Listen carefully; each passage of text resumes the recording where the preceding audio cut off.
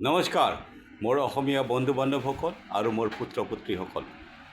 দেৰিকৈ হ'লেও আপোনালোকক অলপ জনাইছোঁ আমাৰ গণতন্ত্ৰ দিৱসৰ কেনে গ'ল আজিৰ দিনটো। কিবা নহয় কিবা আপোনালোকে উদযাপন কৰিছে, কিবা নহয় কিবা কৰিছে।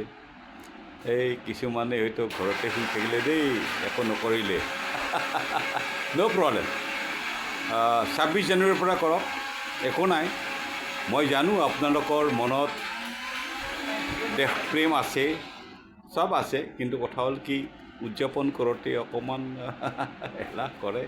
উদযাপন কৰিবলগীয়া হয়, এইটো আমাৰ কালচাৰ হয়। 26 জানুৱাৰীৰ পৰা কৰক, আৰম্ভ কৰক।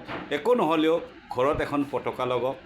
আজিকালি বহুত কম দামতে পতাকাবিলাক পায় দেই, আৰু এসাঁজ মাছে মাংসই খাওক।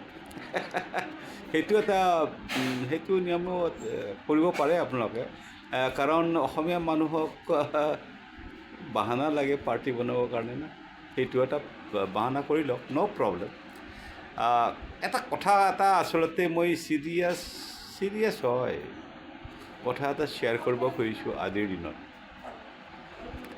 শুনকচোন, এই আপোনালোকৰ আশে পাশে কোনোবা গাঁও, বস্তি নাইবা কোনোবা দোকান পাহাৰ আছেনে?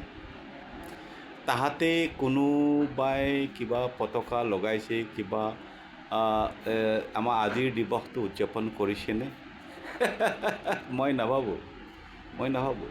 তাহাঁতৰ কেইটামানে উৎসৱ আছে। নম্বৰ 1, তাহাঁতৰ ৰিলিজিয়াছ উৎসৱ আছে। তাহাঁতে তেতিয়া সকলোৱে চব গাঁৱত গুচি যায়, উৎসৱ কৰে। আৰু এটা আছে ইলেকশ্যন। কাৰণ কি জানেনে? তাহাঁতে যদিও ভাৰতত থাকে, অসমত থাকে, তাহাঁতে নিজকে ভাৰতীয় নাইবা অসমীয়া বুলি নাভাবে। তাহাঁতে ভাৰতৰ খায়, অসমৰ খায়, চব ফেচিলিটি লয়, কিন্তু তাহাঁতৰ প্ৰেম ক'ৰবাতহে হয়।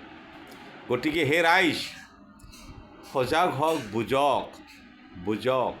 এইবোৰ দিনত তাহাঁতৰ চৰিত্ৰবোৰ আপোনালোকে দেখা পাব। তাহাঁতে আমাৰ অসমীয়া বিহুও নামানে। হে ৰাইজ, জাগক, বুজি লওক আপোনালোকৰ কোন মিত্ৰ, কোন শত্ৰু।